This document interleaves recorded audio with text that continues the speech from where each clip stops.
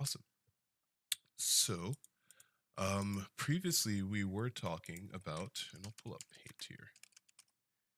Previously we were talking about the idea of um, circles, right? We were talking about turn radiuses and how planes essentially turn over areas, right? So, let's say you have this beautiful plane here. That is terrible. So you have this beautiful plane here, and it needs to be able to make a turn over an area. Well, we've discovered over the last few sessions that this particular turn is actually the product of a circle or circular like shape here. And that once we are able to figure out the sort of turn radius, we can basically draw this circle in any sort of given configuration, right? So what that turn radius looks like is going to be basically just a circle or a line drawn to the center of the circle. Um, right. So this defines the radius. So once we can figure out the radius, we can actually figure out how to basically compute the turn. Now, the exciting and very cool and very fun thing that happened over the um, week was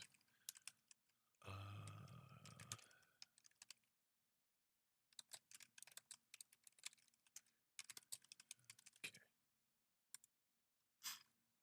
a person named, I believe it's David K. Yes, David K. Shout out to David K. Very brilliant person. Um, he basically was able to help me simplify the problem in the expression of, or in the terms of trigonometry, to which he basically showed me that the radius is equal to this very cool equation, which is distance over 2 times sin times theta over 2. Um, and this actually is very phenomenal. This actually works very well. Um, so using that, we're able to take any 2 points on a circle. Say, draw this in red. Say it's this point here and this point here. We're able to calculate the midpoint based on the midpoint of that line, essentially. So yeah, we have a couple of different tests. I created a test. The first test that I created was actually inside of sort of graph paper, so to speak. I basically just made a graph, right? I drew some points. I plotted some points. Said point 1 and point 2. And I essentially was able to sort of calculate the radius based on that point using that equation, d over 2 sin theta over 2, which is absolutely awesome. So without further ado, I will go ahead and show you guys what something like that looks like in practice. Okay, so you have our handy dandy points in regular space here, and you have our turn point. And if you can see there, you'll see a little purplish line here. You'll sort of see that that point represents our final approach where the plane's going to line up and land. Now, if you look here, you'll see a very beautiful red plotted point on the graph. And this is actually our turning radius. So if you can imagine this, we'll go up to the sort of max height distance here. You'll see that these 4 points plot a perfect square, but more importantly, if we were to, let's open Paint again. If we were to draw this, you'll notice that this point to this point will make it, what, blue? Perfect. this point to this point actually makes a perfect circle with sort of this red square as the radius, right? So we're actually able to use this in terms of our lovely autopilot script to determine where the endpoint is from point to point. So here is a quick little demonstration of what that looks like right now. We'll do /app test, and we'll say true, and we'll use the Vestra. Now it's still very static, right? But you will see that, let's go ahead and show our coordinates here. You'll see on the left-hand side here, I'm pointing to it as if you can see it, we're maintaining a specific turn radius, which is about 27, and I'll go over the details of this later. But we are maintaining basically the perfect turn that's needed to reach the second white marker.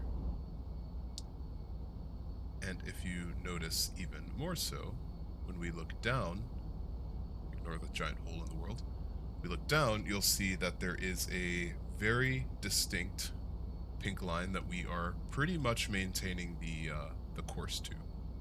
So this is awesome. There's a few more changes I need to make to get it just right, but the idea of this is actually really sound, really solid. So that's what I've been working on this week. Hopefully we're going to have more fun, more updates for that, which will be pretty solid. But yeah, that is that. And that is that. So, other than that, that's what I've been mainly working on this week. So I'm actually going to crash this thing.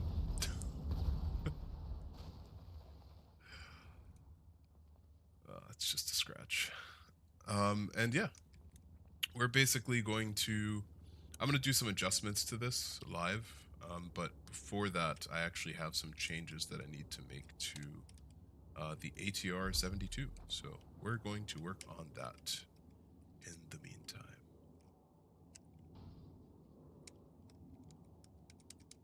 Alrighty.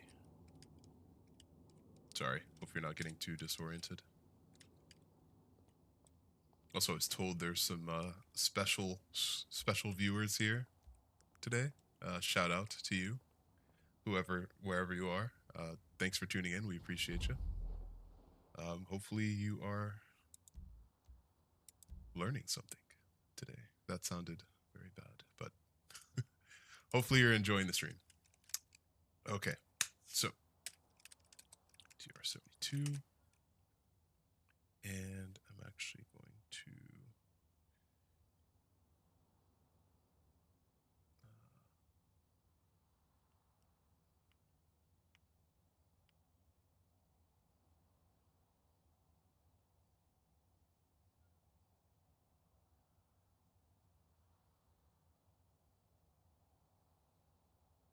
okay.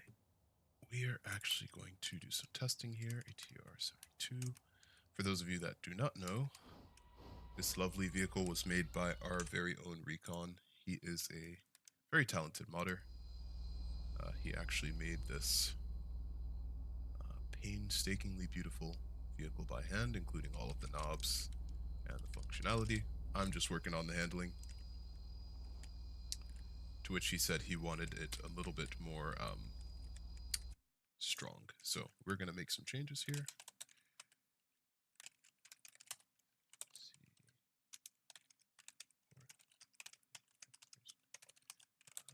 Vehicles and ATR 72. Awesome. Okay. And just for you, if anyone's curious, we are going to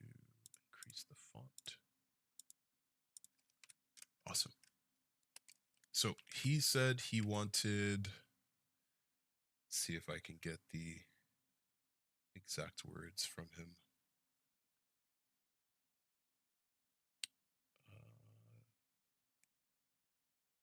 He said he wanted some stronging. Oh my goodness. He said he wanted some stronger suspension and some less sensitive pitch action. So what we could do a couple things. We can either increase this vehicle speed resistance. I don't like to increase this, but we can also increase the vehicle turn resistance, or we can reduce the pitch multiplier here. What we could do is we'll go ahead and increase this to 1.4.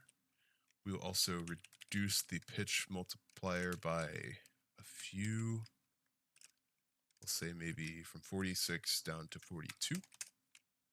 And for the suspension, we are going to increase that, let's say to 2.5. Okay. So let's do a quick control test. Suspension. We're going to, oh geez. Stop test AI. It's kind of in the way. Okay, so pay attention to how the wheels bounce here. See how it's sort of, I personally like it like this because it's a little bit more shock absorbing. But this isn't my request, so notice how it has that sort of hydraulic motion there.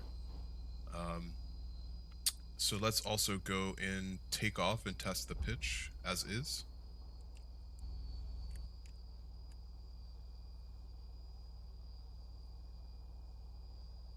We are V1. So now we rotate back. Beautiful. I already tested or played with most of this stuff before. The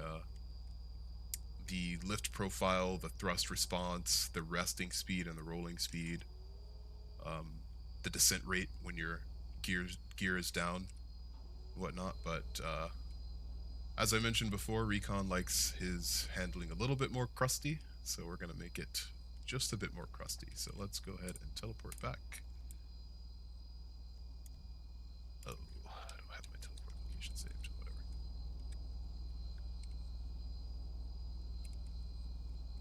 And one more time, just so you guys can see the suspension bounce here.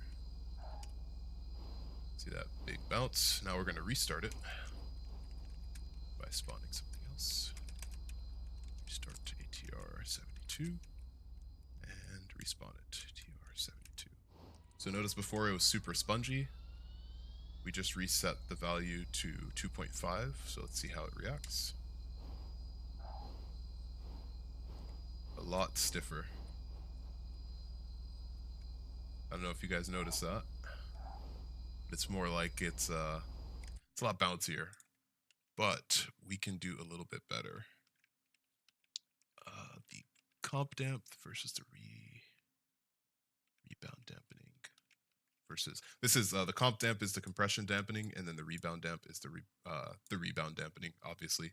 So one is basically when the wheels are extended, and then one is when the wheels are compressed. I'll let you guess which one is which. Yeah, so we will probably,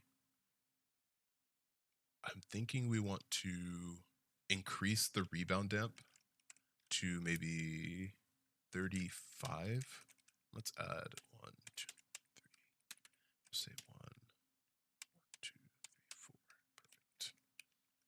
I don't know why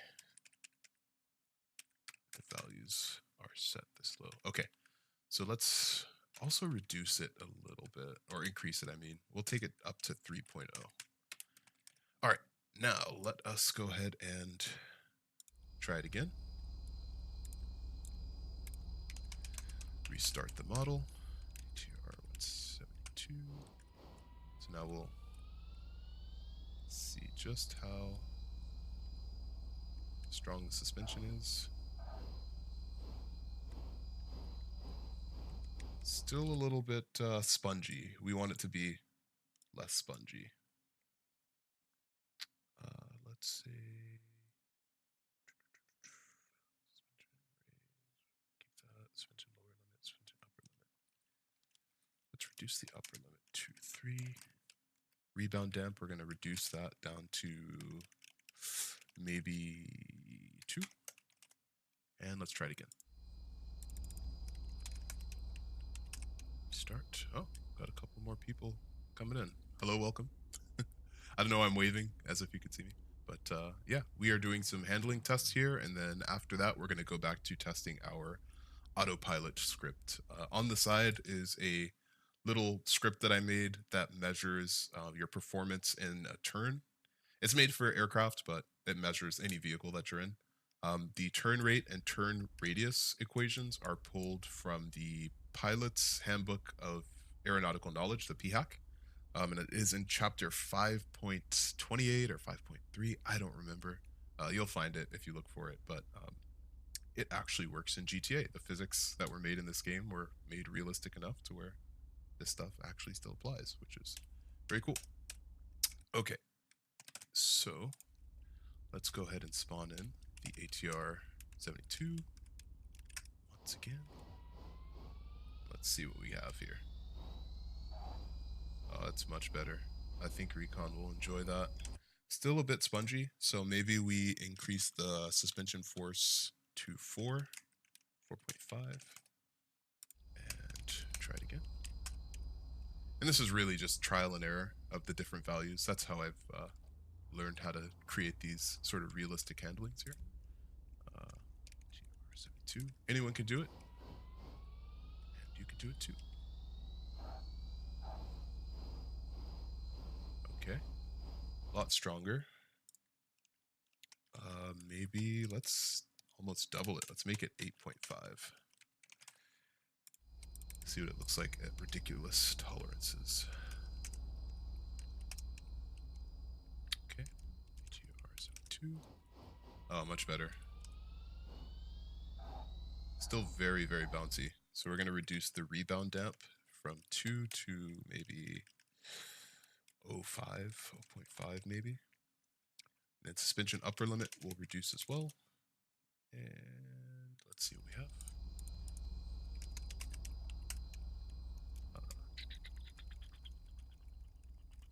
TR72.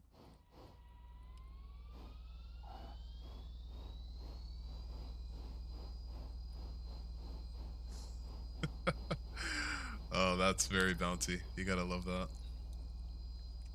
That's maybe a little bit too much. Okay. So let's reduce the compression struts then. Take it down to 1 though. Okay. ATR72. Oh, it's much better. Though I will say,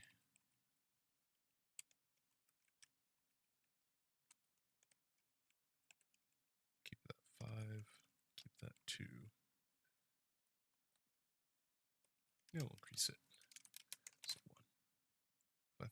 551, increase that to 4.5. Okay. Alrighty.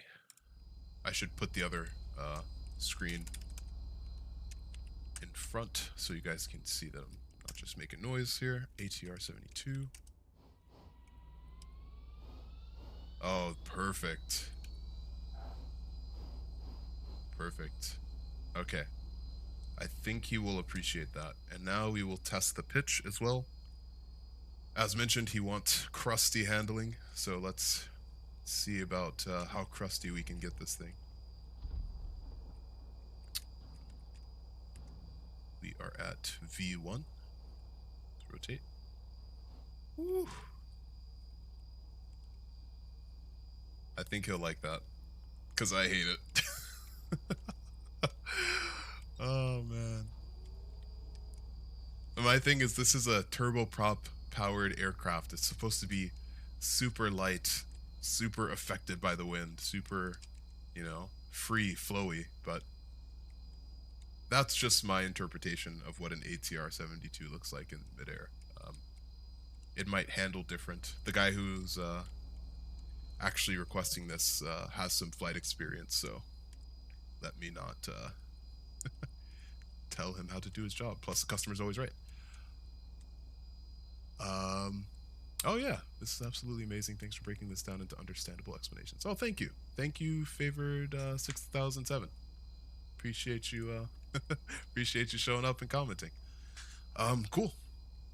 So this is done, and we will go into, I guess, back into the autopilot conversations. For anyone who's curious, um, here is the actual final values here for suspension force and comp damp and rebound damp. In case you want to recreate this, it's going to be publicly available. He's releasing this to the public, so no need to worry about that. Okay. Oh, I didn't notice this light on the back. Very cool. Anyway, cool. So now we will get back to our handy dandy autopilot stuff. So, let's go ahead and let's pick a zone here. Maybe here. I wonder if we could.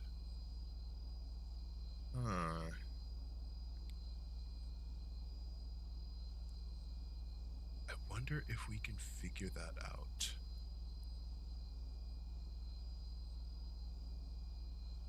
I'm thinking out loud here. Bear with me.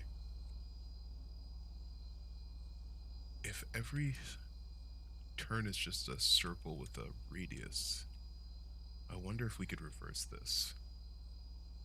I guess, so what I'm thinking about right now is one of the concepts I'm imagining is the concept of an attack plane basically circling around a specific target, right? And we can actually make that a little bit more realistic. Test AI. Let's despawn this thing. We don't need it anymore.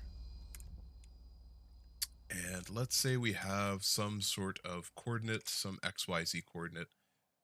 I'm thinking we can make the radius in this example the house that's on the edge of this lake here.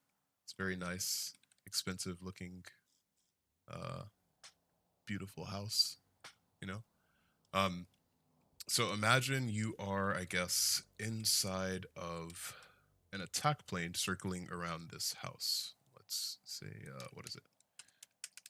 Test AI or flight test. Flight test. So flight test, XYZ, heading, passenger, and then vehicle name. So flight test. The X is negative 527.34, 434.63. The Z is 645.24. And then we're going to do the heading, which is 246.68. We're going to do the vehicle name. We want to be a passenger. Type 2. And that's it. Okay. So, let's see if this works. Okay, cool. So let's do MP1LT1. So as I was saying, imagine you are inside of this particular plane and you are actually one of the gunners, right? And you're circling around your target, which I didn't get the coordinates right. No problem. Not gonna lose sleep over it.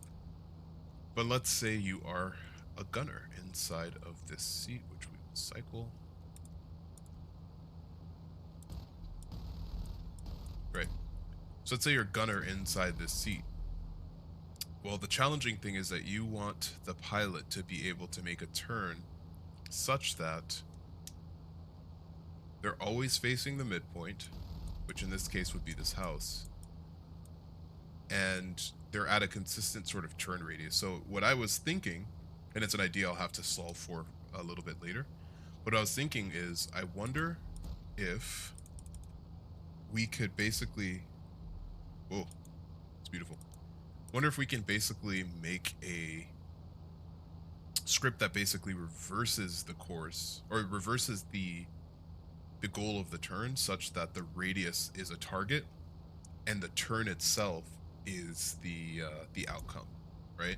As right now, I basically have statically programmed radiuses, but if we could pick a dynamic radius and then turn around that point, that would be an awesome alternative. That's something I'll have to make a quick little side note for.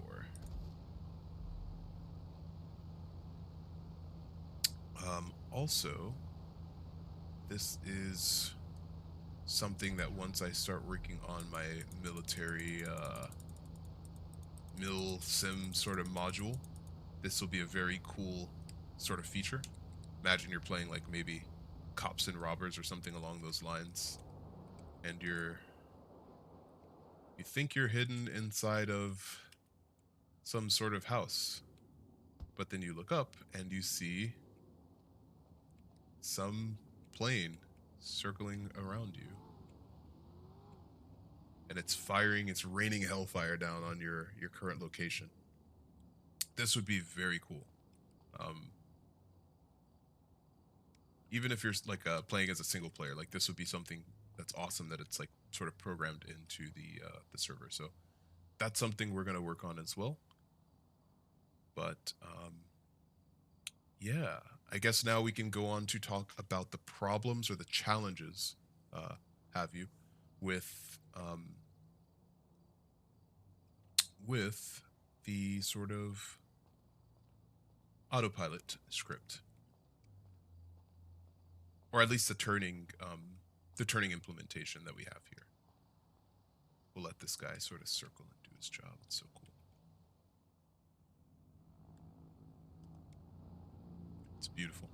I have to fix the handling. It's not realistic handling, but a beautiful, circling, menacing turn nonetheless. Anyway, so I guess we'll talk about some of the challenges here, which you will see that one of them is with inconsistencies. I'll show you what I mean right now. We're going to spam this command. 3, 4, 5, 6, 7. Cool. So you'll notice that when we get to the second marker, the closest white bubble in front of us, we start the turn. It's going to be a right turn with a turn radius of about 2,800, right? And then you'll notice that when we hit the next white marker, we level off the turn, right? It's sort of beautiful perspective here. This would not happen in real life. There's wake turbulence. That's a thing. Whatever. Oof. It's awesome. Anyway, so one of the challenges that you'll see here is that when we exit the turn, all of the planes are sort of misaligned to some degree, right? That is actually a problem that I don't know how well to explain it, but I think that has more to do with how the GTA 5 AI handles sort of I guess they're like throwing in some sort of modulation to make the turn a little bit more realistic, because as you can see, we ended off at the same sort of point, that white marker, but our headings are ever so slightly off, our positions are ever so slightly off. In a world with perfect autopilot, we should see these planes sort of all aligned together, for lack of a better term. So that is something that I'm going to have to figure out. I'll show you what I think that might be after let me just, it's like a moth to a flame. I gotta destroy these things. Let's do a laser. Mattis laser. Oh. There we go. Okay, don't die, don't die, don't die, don't die. Okay, cool. Let's catch up.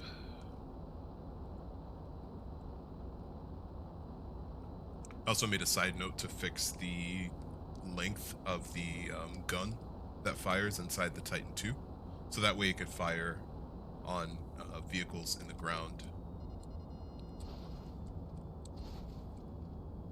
Oh, what? Okay. There we go. Okay. We got luck. Oh, too close.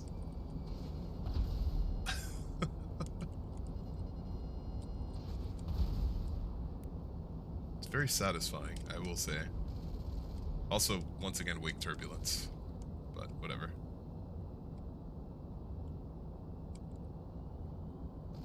There's one behind us. We're gonna just gain altitude and see if we can grab him on the way out. Oh, there he is. Oh, beautiful. See, I know what I'm doing sometimes, you know?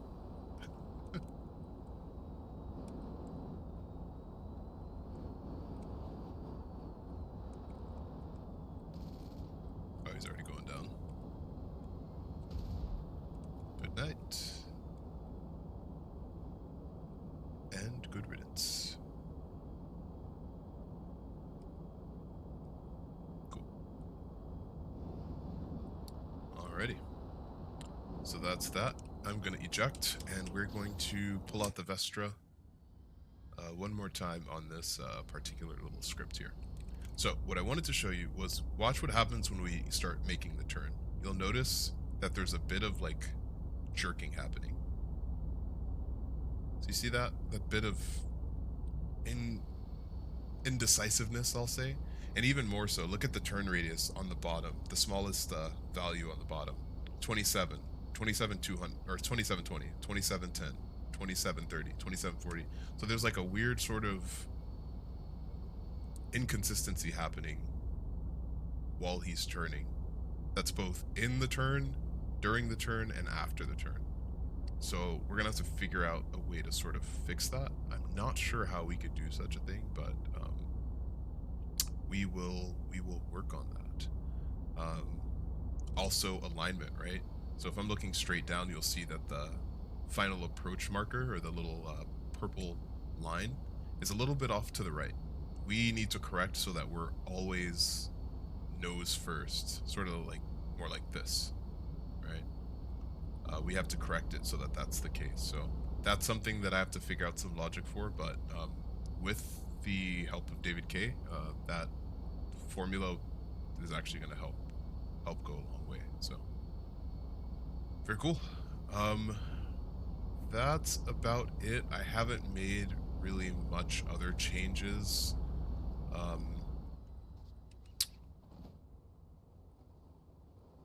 I have one of the first things that you guys are going to be able to access, of course, aside from the flight school that I mentioned here, is a mini game. I'm not going to go into too much detail yet, but it will be based on flight safety and your ability to respond to a dangerous situation in a calm manner. It'll judge your performance based on that. But for those who haven't seen it, let's see. Start flight school interior. For those of you that haven't seen the script yet, or the flight school interior script yet, I will show you. By the way, I'm unable to sprint and carry weapons. So go inside here. I want to put like some sort of flight school secretary pet as well, so that they're sitting down and able to take in players that register, but we'll get to that later. Little metal detector here, and when you go into the classroom, I swear these are randomly generated. Last time I went, it was also the same models. But when you go to sit down, turns towards the desk, get a screen fade, and we get this thing, which is a very cool menu that shows a live view of the screen. And so you could tell it's a live view of the screen. We'll say Maybe something like in ATR 72. Why not? Let's do that. ATR 72. Cool. Interesting. Is there no front door? Oh, there is. Oh, you just chose to do. Interesting. Cool. Anyway, just so you know that the feed that you're seeing on that screen was live, I will show you. Let's go a little bit more forward. Hurry it up, hurry it up, hurry it up. And there we go. Got some randomization. Hello. And you'll see, hopefully, yep, there's the ATR. You can hear the engine. So if you're playing on, when the server's live, you're playing on the server, you go to flight school, you start your missions, you're looking at this perspective, you're seeing live, you're seeing a live feed of the sort of players' vehicles, right? You're seeing players coming and landing, gaining hours, doing their first solo flights, practice taxiing, all that fun stuff. You're seeing that live while you're trying to pick your mission. Sort of adds to the liveliness of the script. Now, the only thing that I don't like is that, oh, I was going to say you don't see any cars on the bridge in the background, but never mind. I guess you do. So yeah, it's hard figuring out how to make all the elements of a particular sort of setting come alive, because GTA uses this thing called a culling radius, which determines what gets rendered and what doesn't. It's to save on space, blah, blah, blah. But yeah, that's that. So that is what I've been working on. Hopefully soon, hopefully very soon, I will have something for you guys regarding the autopilot script. I'm very hopeful for that. It's actually been a long time coming since I've started working on the autopilot script, so it was actually a huge breakthrough when not only we got the formula, but also when we was able to make the formula work. So that is pretty much all I wanted to talk about today. I'm actually going to call it right about here. I see there's a second person who just hopped in. Hello, welcome. This is a project for GTA where we're turning it into a cool flight simulator / game using 5M, the 5M framework. I just showed a couple of things that I'm working on, including an autopilot script, a flight school module, and a minigame as well. But you guys will have to just stay tuned to see that stuff come alive and to play on the server with me. So that is pretty much it. We'll just reposition this bad boy over to Sandy Shores and call it a day. Why are people showing up now? I have no clue. Is anyone curious about what the inside of the plane looks like? And let's add a friend. Hello. Look at that beautiful, lifeless stare into our eyes.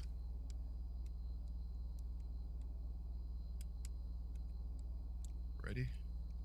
I can do this in first person.